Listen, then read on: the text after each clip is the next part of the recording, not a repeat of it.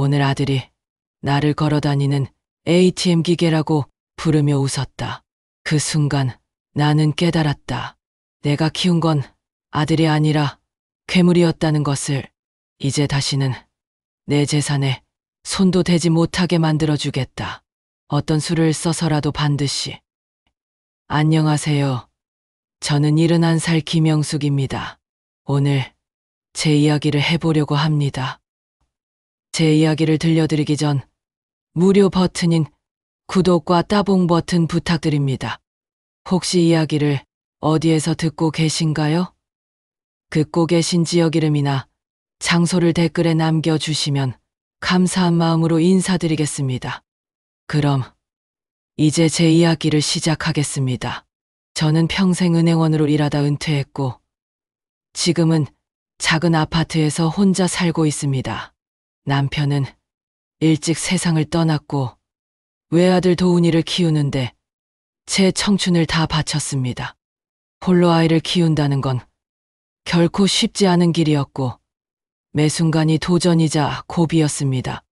그나마 다행이었던 건 정년이 보장된 직업을 가지고 있었다는 점, 그리고 남편이 세상을 떠나며 남긴 거액의 보험금이 있었다는 것이었습니다. 게다가 시어머님께서 남편에게 물려주신 고향의 땅과 김포에 있는 3층 건물까지 있었지요.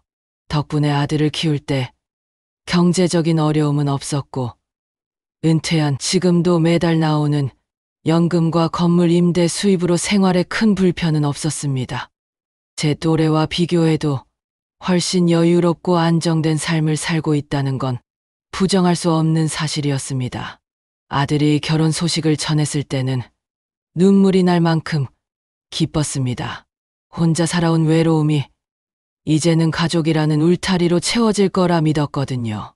그래서 하나뿐인 아들 결혼 준비에 1억 가까이 보태줬고 신혼집 마련에도 5억이나 보탰습니다. 이제 나는 혼자가 아니다라는 기대가 제 마음을 지탱했습니다. 하지만 그 기대는 손주의 돌잔치 날 산산이 부서졌습니다. 손주 돌잔치 날 강남의 화려한 연회장 입구에서부터 뭔가 이상했습니다. 안내판에는 가족석은 직계만이라고 적혀 있었어요. 당연히 제 이름이 있을 거라 믿었지만 접수 직원이 명단을 아무리 찾아봐도 제 이름은 없었습니다. 죄송합니다. 명단에 없으신데요. 다시 한번 찾아봐 주실래요? 김영숙입니다. 그때 뒤에서 며느리 최미라의 목소리가 들렸습니다. 어머니, 여기 계셨네요. 자리는 저쪽에 마련해뒀어요. 저는 연회장 맨 뒤 구석진 자리에 앉아 있었습니다. 손주의 첫 돌잔치라 아들과 며느리, 그리고 손주가 저를 부끄러워하지 않길 바라는 마음에 평소 잘 가지 않던 미용실에서 머리 손질과 메이크업까지 받고 새로 산 원피스에 구두까지 준비했지만 그 모든 노력이 무색해지고 말았습니다. 그 순간 저는 가족이 아니라 그저 초대받은 일반 손님에 불과했습니다. 돌잔치에 참석한 조카가 저에게 묻더군요. 이모, 왜 여기 앉아 있어요? 가족석은 앞에 있던데. 앞에는 너무 시끄러워서 일부러 뒤에 앉았어. 그래도 친할머니인데 앞에 앉아야죠. 여기 자리가 다 지정되어 있던데 도훈 오빠가 일부러 이모 자리 뒤에 지정한 건 아니죠? 부끄러움이 목구멍까지 차올랐습니다. 사회자가 마이크를 잡고 말하더군요. 이제 가족 여러분들은 무대로 올라와 주시기 바랍니다. 저는 자리에서 일어나려 했지만 아무도 제 이름을 부르지 않았습니다. 무대 위에서 아들과 며느리는 환하게 웃었고 며느리 쪽 부모와 친척들이 불러서서 사진을 찍고 있었습니다. 그 순간 숨이 막혀왔습니다. 바보처럼 얼어붙은 채 이 상황을 받아들일 수도 벗어나려 용기를 낼 수도 없었습니다. 제 손주인데, 제 아들인데 왜 그 자리에 있는 사람은 제가 아닌 걸까요? 지난 몇 달 동안 이날을 얼마나 기다렸는지 모릅니다. 돌상 차리는 것도 도우려 했고 손님 명단도 정리해 주겠다고 했습니다. 하지만 돌아온 건 그냥 와서 구경만 하세요였습니다. 아기가 돌잡이를 할 때도 저는 멀리서 목을 빼고 보았습니다. 제 첫 손주가 뭘 잡을지 궁금했지만 가까이 갈 수도 없었습니다. 사부인이 아기를 안고 있었고 그 주변에는 며느리 쪽 가족들이 촘촘히 둘러서 있었습니다. 사돈어른이 사람들을 향해 신나는 목소리로 크게 말했습니다. 우리 예쁜 지우가 뭘 잡을까요? 우리라는 말에 저는 포함되지 않았습니다. 잔치가 끝나자 아들 도훈이가 저를 조용히 불렀습니다. 그 옆에는 며느리도 서 있었습니다. 엄마, 오늘 와주셔서 감사해요. 도훈의 목소리는 어딘가 준비된 것 같았습니다. 엄마, 부탁이 하나 있는데 지금 하는 사업 투자 마무리를 하려면 돈이 좀 필요한데 마무리가 안 돼서 엄마가 보증 좀 서주면 안 될까요? 도장 하나만 찍어주면 되거든요. 미라가 옆에서 거들었습니다. 어머니, 이번 기회 놓치면 정말 후회할 거예요. 투자금만 들어오면 바로 갚을 수 있어요. 저는 아들을 똑바로 보고 말했습니다. 네가 오늘 나를 어디에 앉혔는지 알아? 손주의 첫 돌잔치에서 나는 가족이 아니었어. 그런데 이제 와서 내 이름 석자를 도장으로만 보겠다고? 도우는 짜증 섞인 목소리로 대꾸했습니다. 엄마, 그게 뭐가 그렇게 중요해요? 지금 당장 제가 돈이 필요하다니까요. 내 목소리는 떨렸지만 단호했습니다. 그런 부탁은 들어줄 수 없어. 아들과 며느리와 실랑이를 벌이다가 아무리 화가 나도 좋은 날에 언성을 높이는 건 옳지 않다 싶어 나중에 얘기하자는 말을 남기고 돌아서려는 순간이었습니다. 등 뒤에서 도훈의 목소리가 들려왔습니다. 아니, 평소엔 ATM처럼 돈을 척척 주시더니 오늘은 왜 저러는 거야? 그 말을 들은 미라는 옆에서 피식 웃으며 받아쳤습니다. ATM기? 은행 가면 돈 나오는 기계? 오늘은 기계에 오류가 난 모양이지. 며칠 뒤에 다시 말해봐. 그 순간 내 안에서 무언가 완전히 무너져 내렸고 동시에 모든 것이 선명해졌습니다. 나는 더 이상 그들에게 어머니가 아닌 돈을 뽑아주는 기계에 불과했다는 사실을 말입니다. 집으로 돌아오는 길 마음을 굳혔습니다. 이제는 정말로 전쟁을 시작하리라. 그리고 내 삶을 살겠노라 다짐했습니다. 서러움 때문인지 배신감 때문인지 눈물이 앞을 가렸습니다. 집에 도착하자마자 저는 서랍 속에서 오래된 가계부를 꺼냈습니다. 은행에서 일한 습관 덕분에 저는 늘 모든 지출을 꼼꼼히 기록해 두었거든요. 펜으로 적힌 숫자들을 다시 계산기에 옮겨보니 3년 동안 아들과 며느리에게 나간 돈은 상상보다 컸습니다. 생활비 보조로 매달 100에서 120만 원, 36개월이면 대략 4,320만 원, 손주를 낳고 축하금으로 500만 원, 조리원 비용 700만 원, 그리고 아들이 사업 명목으로 받아간 돈까지 이것저것 합치면 결혼 후 저에게 받아간 돈만 1억 5천만 원이 넘었습니다. 저는 머리를 감싸쥐었습니다. 이 돈은 제 노후를 위해 모아둔 것이었습니다. 남편이 남겨준 보험금, 제가 퇴직 후 조금씩 아껴서 모아둔 돈. 그런데 정작 저는 어디에도 쓰지 못하고 아들과 며느리의 생활을 떠받치는데 흘려보냈습니다. 가계부를 넘기며 하나하나 기억이 났습니다. 엄마, 이번 달 생활비가 좀 부족해요. 도훈이가 전화로 말했던 게 벌써 3년 전이었습니다. 얼마나 부족한데? 100만 원만 도와주세요. 다음 달부터는 제가 알아서 할게요. 그 다음 달부터는 영원히 오지 않았습니다. 매달 같은 전화가 왔고 저는 매번 마지막이라고 생각하며 돈을 보내줬습니다. 생활비도 마찬가지였습니다.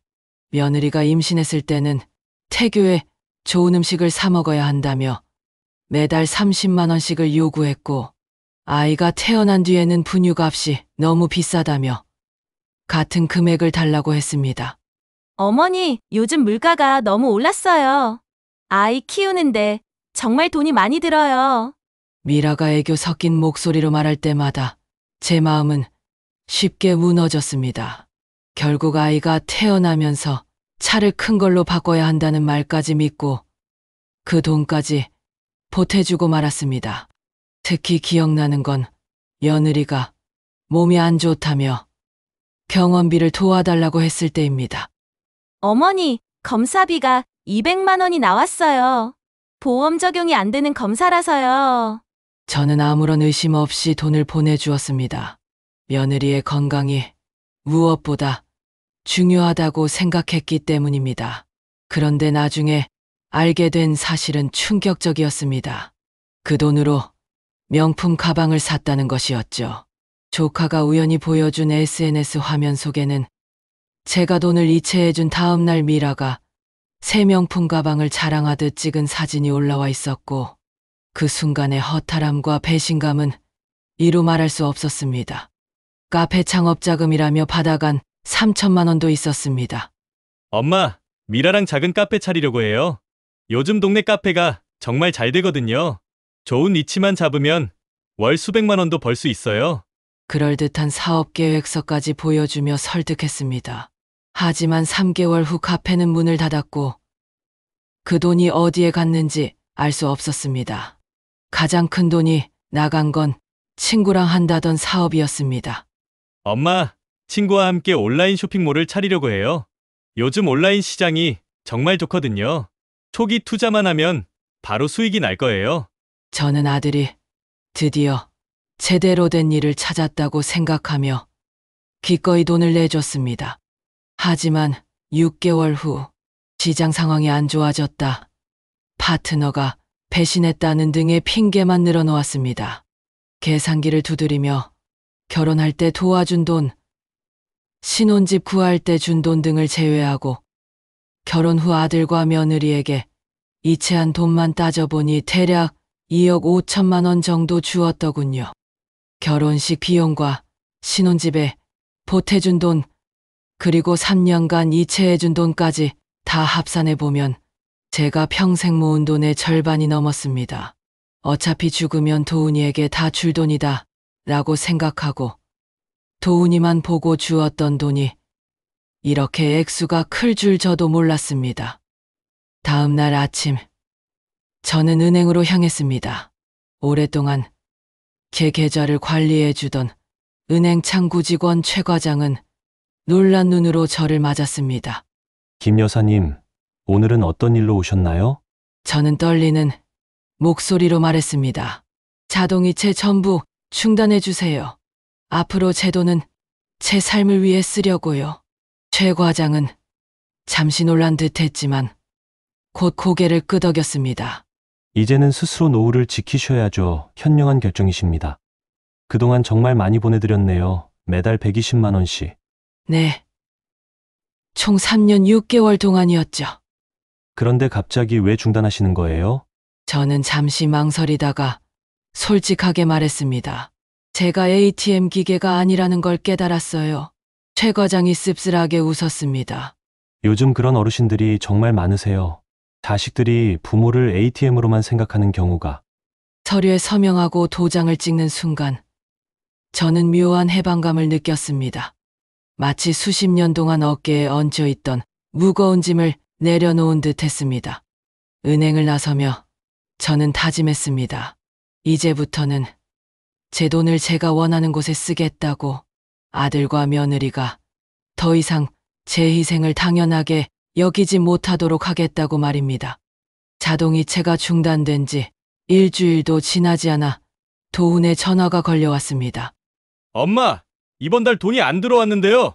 앞으로 안 보낼 거라고 했잖아. 엄마, 농담은 그만하세요. 생활비 안 주면 저희 진짜 힘들어요. 제가 단호하게 안 된다고 하자 도훈의 목소리가 점점 거칠어졌습니다. 그 이틀 후 아들과 며느리가 집 앞에 나타났습니다. 미라가 울먹이는 목소리로 말했습니다. 어머니, 저희가 뭘 잘못했어요? 갑자기 왜 이러세요? 도훈도 목소리를 높였습니다. 엄마, 3년 동안 도와주셨으면서 한마디 상의도 없이 이렇게 갑자기 전부 끊어버리는 게 어디 있어요? 하지만 저는 흔들리지 않았습니다. 너희들이 나를 어떻게 생각하는지 이제 알았어. 앞으로는 스스로 살아가야지. 그렇게 아들과 며느리를 돌려보내고 편치 않은 마음으로 며칠이 지났습니다. 그런데 예상치 못한 일이 벌어졌습니다. 도훈이 혼자 찾아와서 현관문 앞에 무릎을 꿇고 앉았습니다. 엄마, 제가 잘못했어요. 정말 죄송해요. 눈물까지 흘리며 진심 어린 사과를 하는 모습이었습니다. 그동안 엄마한테 너무 의존했어요. 엄마 말씀이 맞아요. 저희가 너무 당연하게 생각했던 것 같아요. 저는 반가우면서도 의심스러웠습니다. 갑자기 이렇게 바뀔 수 있을까요? 정말이야? 네, 정말이에요. 이제부터는 엄마 도움 없이 제가 주도적으로 인생을 살아갈게요. 엄마한테 손 벌리지 않을게요. 대신 가끔 안부는 확인하러 와도 되죠? 엄마 혼자 계시니까 걱정돼서요. 도윤이는 진심으로 반성하는 듯 보였습니다. 저 역시 마음 한켠에서 아들이 정말 변한 걸까 하는 기대 섞인 생각이 스며들었습니다. 그렇게 해서 아들과 며느리의 새로운 생활이 시작됐습니다. 그동안 명절에만 오던 우리 집을 이제는 일주일에 3-4번씩 드나들었습니다. 어머니, 오늘 장 보러 가실 거예요? 같이 가요. 어머니, 점심 드셨어요? 제가 해드릴까요? 엄마, 약은 챙겨 드시고 계시죠? 모든 태도가 180도 달라진 듯 보였습니다. 처음에는 정말 효자와 효부가 된 줄 알았습니다. 그러다 문득 이런 생각이 스쳤습니다. 혹시 그동안 아무 의심 없이 달라는 대로 돈을 내어준 내 잘못은 아니었을까? 결국 내가 아들과 며느리를 이렇게 만든 장본인이 아니었을까? 자책이 마음을 짓누르면서도 한편으로는 이번만큼은 그들이 정말 변했기를 바라는 작은 기대가 남아 있었습니다. 하지만 저도 경계를 완전히 풀지 않았어요. 과연 정말로 아들과 며느리의 행동이 진심에서 비롯된 것인지 아니면 또 다른 의도가 숨어 있는지 지켜보고 싶었기 때문입니다. 그리고 곧 이상한 일들이 하나둘 벌어지기 시작했습니다. 먼저 아파트 경비원 김 씨가 저에게 걱정스럽게 말했습니다. 김 여사님, 건강 괜찮으세요? 아들이 정말 효자시네요. 요즘 매일 들락날락하면서 어머님 돌보는 거 보니까. 저는 어리둥절했습니다. 건강이요? 저는 멀쩡한데요. 아, 그러시구나. 아드님께서 어머님이 요즘 깜빡깜빡하셔서 걱정이라고 하시던데 괜찮으신가 보네요. 그 말을 듣는 순간 내가 깜빡깜빡한다고? 하는 생각이 스쳤습니다. 다음 날 동네 슈퍼에서도 비슷한 일이 있었습니다. 김 여사님, 아드님이 진짜 효자세요. 엄마 건강 때문에 매일 와서 돌본다고 하던데 요즘 그런 자식들 드물잖아요. 사장님, 제가 아픈 게 아닌데요. 아, 그래요? 아드님은 어머님이 아프시다고 말씀하시던데 그래도 자식이 미리미리 챙기니까 다행이죠. 순간 요즘 들어 왜 이렇게 내가 아프다고들 말하는 사람이 많아진 건지 의아함이 밀려왔습니다.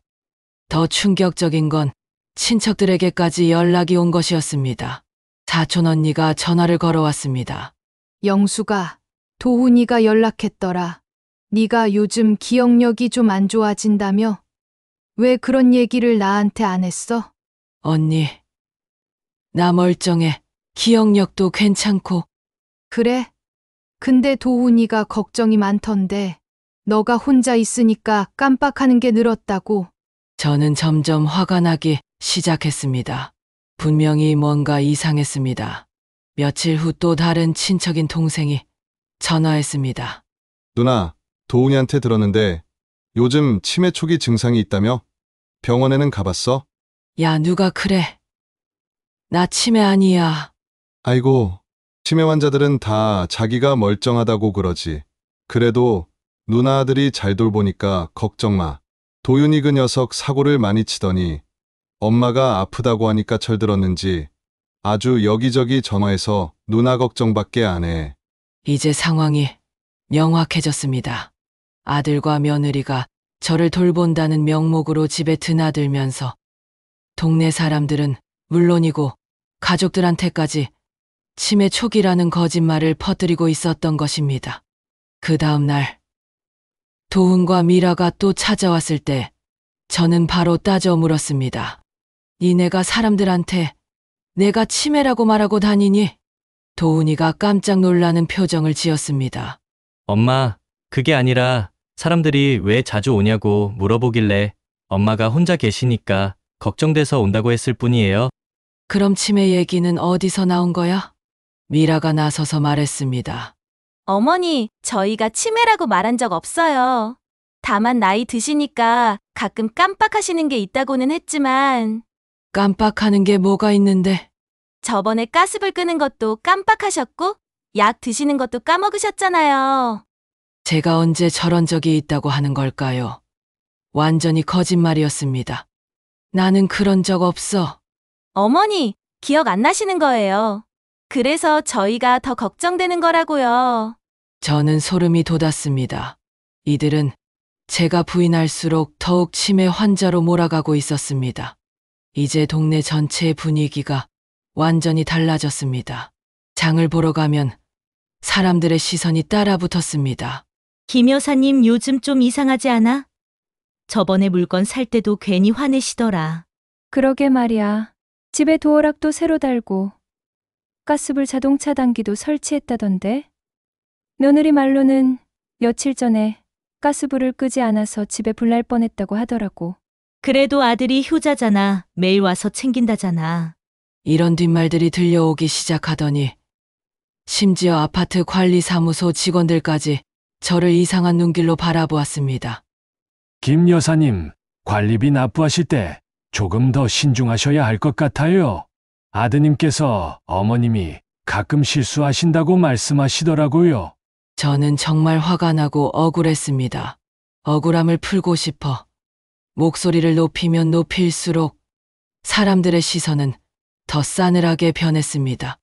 제가 아무리 나는 멀쩡하다고 외쳐도 그들의 눈빛 속엔 이미 저를 치매 환자로 규정한 의심이 자리 잡고 있었습니다. 치매 환자가 스스로 치매라고 인정하는 경우가 없이 오히려 멀쩡하다고 우기지. 그런 뒷말이 제 귀에까지 흘러들어올 때면 심장이 철렁 내려앉는 기분이었습니다. 억울함보다 더 큰 건 무력감이었습니다.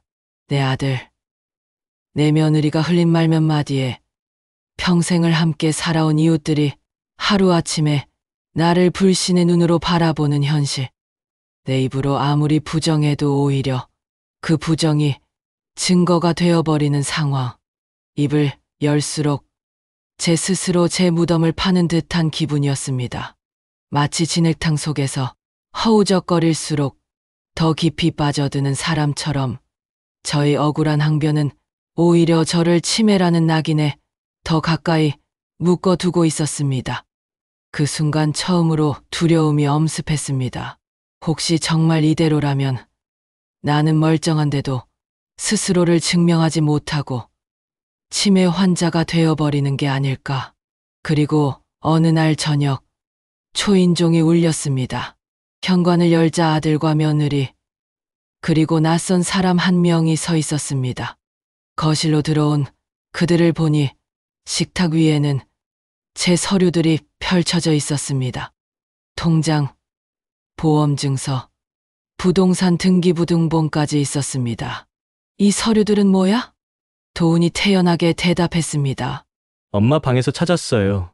엄마가 요즘 관리를 제대로 못 하시니까 저희가 정리해드린 거예요. 낯선 사람은 도훈이가 데려온 변호사였습니다. 그는 능숙한 미소를 지으며 말했습니다. 어머님, 최근 재정관리가 불안정하다는 이야기를 들었습니다. 성년후견 제도를 아시죠? 아드님과 며느님이 어머님을 걱정해서 저와 상의하셨습니다. 성년후견제도. 저는 그게 뭔지 정확히 몰랐지만 뭔가 불길한 느낌이 들었습니다. 그게 뭔가요? 정신적인 능력이 떨어진 분들을 위해 가족이 재산을 대신 관리해주는 제도입니다. 어머님의 안전한 노후를 위한 장치라고 생각하시면 됩니다. 저는 서류를 낚아채며 차갑게 대답했습니다. 이건 제 개인 문서예요. 내 허락 없이 볼 권리는 누구에게도 없습니다. 아들은 짜증 섞인 목소리로 덧붙였습니다. 엄마! 이건 결국 엄마를 위한 거예요. 어차피 재산은 다 나한테 올 건데 그냥 절차만 앞당기는 거예요. 그 순간 제 속에서 뭔가 무너졌습니다. 아들의 눈에 저는 이미 죽은 사람이었습니다.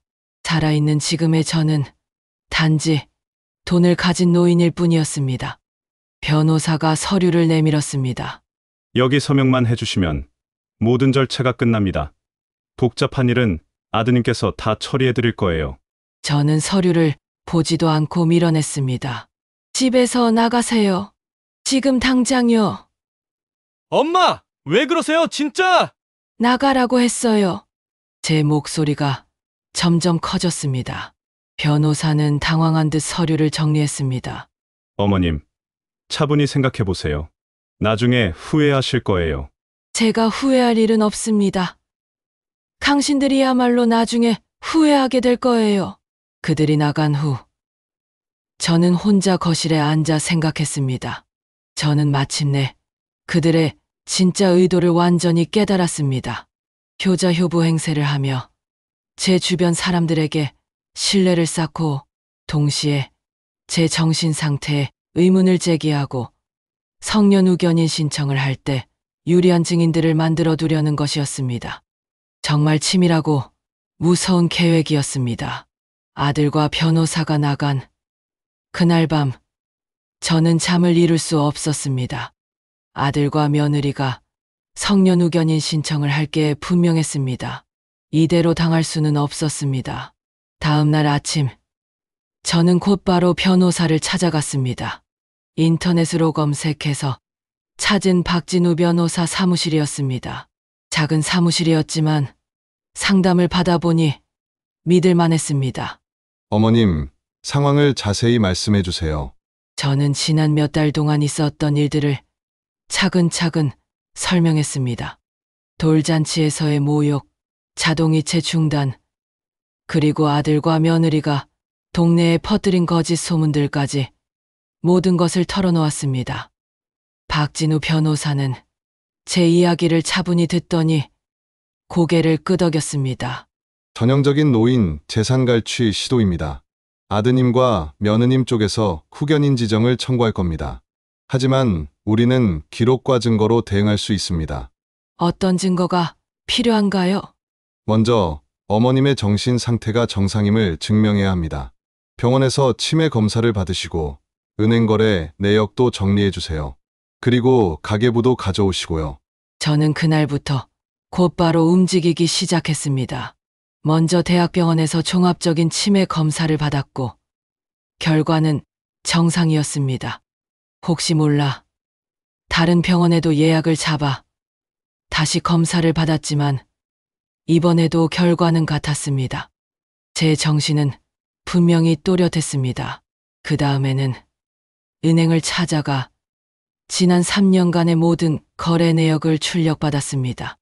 장부를 들여다보니 제가 얼마나 철저하고 체계적으로 돈을 관리해 왔는지가 그대로 드러나 있었습니다. 그 순간 스스로에 대한 확신이 더욱 굳어졌습니다. 가계부도 중요한 증거였습니다. 30년 넘게 꼼꼼히 기록해온 가계부는 제 정신 상태가 얼마나 명료한지 보여주는 결정적 증거였습니다. 몇 주 후 예상대로 법원에서 성년후견 심판 청구서가 도착했습니다. 도훈이가 신청인이었고 저를 피후견인으로 지정해달라는 내용이었습니다. 신청서를 읽어보니 화가 치밀어 올랐습니다. 피신청인은 최근 치매 초기 증상을 보이며 재정 관리 능력이 현저히 떨어졌다. 가족들과의 소통도 거부하고 있어 적절한 보호가 필요하다는 내용이었습니다. 그 문장 하나하나가 마치 제 존재를 부정하는 칼날처럼 가슴을 파고들었습니다. 청구에 적힌 모든 내용은 거짓이었습니다. 박진우 변호사는 저를 안심시켰습니다. 걱정하지 마세요. 저희도 준비를 철저히 했습니다. 상대방이 제시할 수 있는 건 동네 사람들의 추측성 증언뿐입니다. 의학적 근거는 전혀 없거든요. 재판날이 다가왔습니다. 저는 깔끔하게 차려입고 법원에 갔습니다. 들어서자마자 도훈과 미라, 그리고 그들의 변호사가 앞자리에 앉아 있는 게 보였습니다. 저는 박진우 변호사와 함께 반대편에 앉았습니다. 마음이 떨렸지만 준비한 서류들을 생각하니 용기가 났습니다. 재판장이 들어오자 모든 사람이 일어났습니다. 50대 중반쯤 되어 보이는 여성 판사였습니다. 청년우견 심판 사건을 시작하겠습니다. 먼저 신청인 측에서 신청 이유를 말씀해 주세요. 도훈의 변호사가 일어서서 말했습니다. 피신청인 김영숙 씨는 최근 치매 초기 증상을 보이고 있습니다. 갑자기 가족들과의 연락을 끊고 이상한 행동을 보이고 있어 가족들이 걱정하고 있습니다. 그러더니 동네 사람들을 증인으로 불렀습니다. 아파트 경비원 김 씨가 나왔습니다. 김 여사님이 요즘 좀 이상하세요. 아드님 말로는 깜빡깜빡 하시는 게 많다고 하더라고요. 슈퍼 사장님도 나왔습니다. 아들이 매일 와서 돌보는 걸 보면 뭔가 문제가 있는 것 같더라고요. 혼자 계시기엔 위험해 보여요. 저는 화가 났습니다. 모두 아들과 며느리가 퍼뜨린 거짓말에 속아서 하는 말들이었습니다. 이번에는 도훈이와 미라가 직접 증언했습니다. 도훈이가 눈물을 흘리며 말했습니다. 어머니가 요즘 너무 이상해졌어요. 갑자기 저희를 밀어내고 문자나 전화도 받지 않으세요. 가스불 끄는 것도 깜빡하시고 약 드시는 것도 자주 잊어버리세요. 미라도 울먹이며 거들었습니다. 어머님이 혼자 계시면 위험할 것 같아서 자주 찾아뵙는데 저희를 의심의 눈초리로 보세요. 예전에 따뜻한 어머님이 아니에요. 저는 속이 뒤틀렸습니다. 거짓말을 너무나 자연스럽게 하고 있었습니다. 피신청인의 반박을 들어보겠습니다. 이제 제 차례였습니다. 박진우 변호사가 먼저 말했습니다. 신청인 측은 단 하나의 의학적 증거도 제시하지 못했습니다. 모든 것이 추측에 불과합니다. 반면 피신청인은 완벽한 정신 상태를 유지하고 있습니다. 그러더니 준비한 증거들을 차례로 제출했습니다. 먼저 대학병원 치매 검사 결과였습니다. 건국대병원에서 실시한 종합인지 능력 검사에서 피신청인은 모든 항목에서 정상 범위에 속한다는 결과가 나왔습니다. 다음은 은행거래 내역이었습니다. 지난 3년간의 은행거래 내역을 보시면 피신청인이 얼마나 체계적으로 재정을 관리해왔는지 알 수 있습니다. 단 한 번의 실수나 이상 거래도 없습니다. 마지막으로 가계부였습니다. 30년 넘게 작성해온 가계부입니다. 매일매일의 지출이 정확하게 기록되어 있습니다. 치매 환자가 이런 체계적인 기록을 유지할 수 있겠습니까? 저희 측에서는 은행 직원을 증인으로 세웠고 직원은 법정에서 직접 증언해 주었습니다. 김 여사님은 10년 넘게 저희 은행을 이용하신 고객입니다. 최근까지도 모든 업무를 정확하게 처리하셨고 판단력에 문제가 있다고 생각해 본 적이 없습니다. 마지막으로 제가 직접 증언했습니다. 저는 제 인생을 스스로 관리할 수 있습니다. 단지 이제 제 돈을 제 자신에게 쓰기로 한 것뿐입니다. 그것을 치매라고 부르신다면 저는 기꺼이 치매 환자가 되겠습니다. 박진우 변호사가 마지막으로 덧붙였습니다. 신청인 측은 피신청인의 재산에 대한 욕심만 드러냈을 뿐입니다. 이는 성년후견 제도의 취지에 완전히 어긋나는 행위입니다. 재판이 끝나고 판사가 최종 의견을 구했을 때 저는 마지막으로 말했습니다. 재판장님, 저는 71년을 살아오면서 지금이 가장 정신이 또렷합니다. 제 아들이 저를 ATM 기계라고 부른 순간 저는 모든 것을 명확하게 깨달았습니다. 이제 제 인생의 주인은 저 자신입니다. 재판부는 30분간 휴정 후 판결을 선고했습니다. 판사의 목소리가 법정에 울려 퍼졌습니다. 청년 후견 청구 기각합니다. 신청인은 피신청인의 후견이 필요하다는 객관적이고 의학적인 근거를 제시하지 못했습니다. 피신청인은 충분한 판단 능력을 보유하고 있으며 재산 관리 능력에도 문제가 없다고 판단됩니다. 그 순간 저는 무너졌던 심장이 다시 뛰는 것을 느꼈습니다. 승리였습니다. 법정을 나서는 순간 도훈과 미라의 창백한 얼굴이 눈에 들어왔습니다. 그들은 제게 단 한마디도 꺼내지 못한 채 변호사에게 따지듯 날선 목소리를 내며 서둘러 법정을 빠져나갔습니다. 박진우 변호사가 저에게 말했습니다. 축하드립니다. 이제 정말로 자신을 위한 삶을 살아가실 수 있으시겠네요. 네. 이제 정말로 저를 위한 삶을 살게 되었습니다. 재판에서 승소한 날, 저는 아들에게 마지막 메시지를 남겼습니다. 앞으로 금전적인 도움은 일절 주지 않겠다. 필요한 말이 있으면 박진우 변호사를 통해서 해라. 그리고 아들 번호를 차단했습니다. 며느리 번호도 마찬가지였습니다. 이제 정말로 그들과는 끝이었습니다. 그 후 저는 과감한 결정을 내렸습니다. 그동안 살던 아파트를 팔고 연고도 없는 다른 도시로 이사하기로 한 것입니다. 너무 많은 상처와 기억이 담긴 곳에서 벗어나고 싶었습니다. 서울에서 가장 멀다고 생각한 부산에 작은 아파트를 샀습니다. 바다가 보이는 곳이었습니다. 서울에서 봤던 시선들, 동네 사람들의 수근거림에서 완전히 자유로워지고 싶었거든요. 이사를 앞두고 짐을 정리하면서 아들과 며느리와 관련된 물건들을 하나둘 치워냈습니다.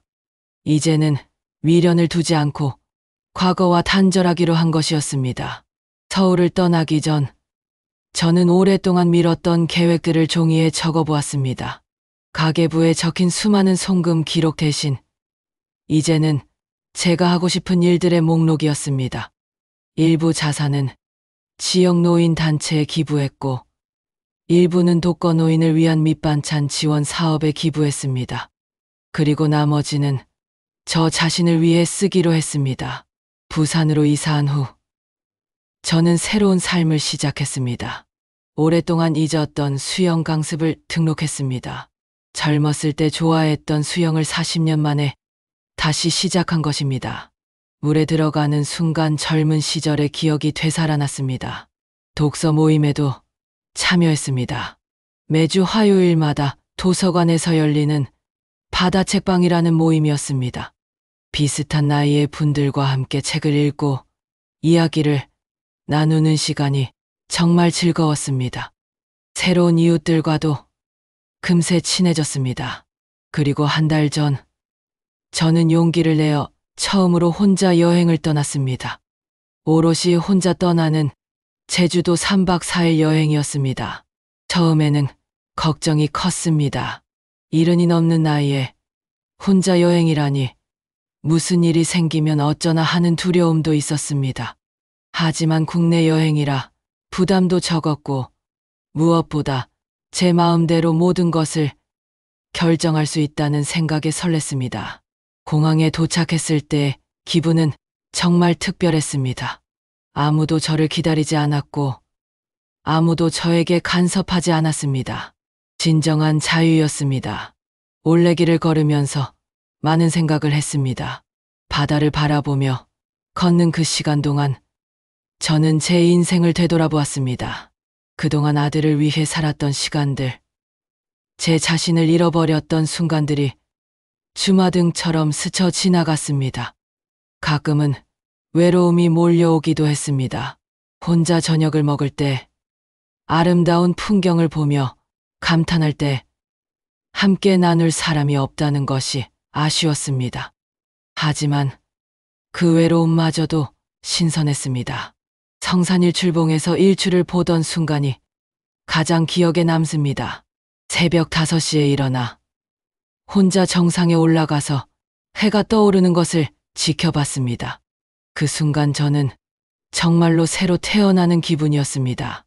여행에서 돌아온 후 저는 더욱 적극적으로 살기 시작했습니다. 박진우 변호사를 통해 간간히 들려오는 아들과 며느리 소식은 예상했던 대로였습니다. 제가 돈을 끄는 후 아들과 며느리는 극심한 생활고에 시달렸고 도훈은 배달 일을, 미라는 편의점 알바를 시작했다고 했습니다. 처음에는 서로를 위로하며 버텼지만 시간이 지날수록 결국 서로를 탓하다가 별거까지 하게 됐다는 소식이었습니다. 도훈이는 술에 의존하게 됐고 음주운전으로 면허까지 취소됐다고 들었습니다. 엄마로서 자식이 이렇게 무너지는 모습을 보니 가슴이 아프고 안타까웠지만 자업자득이라는 생각이 더 컸습니다. 그들은 3년 동안 제 돈으로 편안하게 살면서도 스스로 살아갈 준비는 전혀 하지 않았습니다. 저를 ATM 기계라고 부르며 당연하게 여겼던 순간까지도 말입니다. 이제 아들과 며느리가 겪고 있는 고통은 늦었지만 필요한 과정이라 생각합니다. 스스로 살아가는 법을 배우는 과정 말입니다. 1년이 지난 지금 저는 부산 생활에 완전히 적응했습니다. 매일 아침 산책하고 새로운 친구들과 함께 다양한 활동을 하며 지냅니다. 앞으로 계획도 많습니다. 독서 모임 친구들과 함께 경주 여행도 계획하고 있고 가을에는 내장산 단풍 구경도 가기로 했습니다. 혼자 떠나는 여행도 좋지만 마음 맞는 친구들과 함께하는 여행도 기대됩니다. 내년에는 더 멀리 크루즈 여행까지도 계획하고 있습니다. 그동안 아들과 며느리에게 흘려보낸 돈을 생각하면 충분히 가능한 일이지요. 며칠 전엔 식탁에 앉아 아침을 먹는데 봉사활동에서 사용하는 제 이름표가 눈에 보이더군요. 거기에는 더 이상 도훈이나 ATM이라는 이름이 아닌 바로 김영숙이라고 적혀 있었습니다. 저는 늦게나마 깨달았습니다. 사랑에도 반드시 경계가 필요하다는 것을요. 무조건적인 희생은 사랑이 아니라 서로를 망치는 독이었습니다. 그리고 이제서야 알았습니다. 저는 더 이상 ATM 같은 엄마가 아닙니다. 저는 김영숙, 제 자신을 위해 살아가고 있습니다. 바다가 보이는 창가에서 새로운 하루를 시작하며 저는 진심으로 생각합니다. 지금이 제 인생에서 가장 행복한 시간이라고요. 혹시 지금 누군가를 위해 무조건적으로 희생하며 자신을 잃어가고 계신가요? 그렇다면 제 이야기를 꼭 기억해 주셨으면 합니다. 사랑에는 반드시 경계가 있어야 하고 그 경계 안에서만 서로가 존중받을 수 있습니다. 자신을 지키는 일이야말로 가장 큰 용기이며 그것이야말로 진짜 사랑의 시작입니다. 새롭게 시작하는 저의 제2의 인생을 응원하는 메시지나 전하고 싶은 말이 있다면 댓글로 남겨주세요. 오늘 하루도 행운이 가득하시기를 기원합니다. 감사합니다.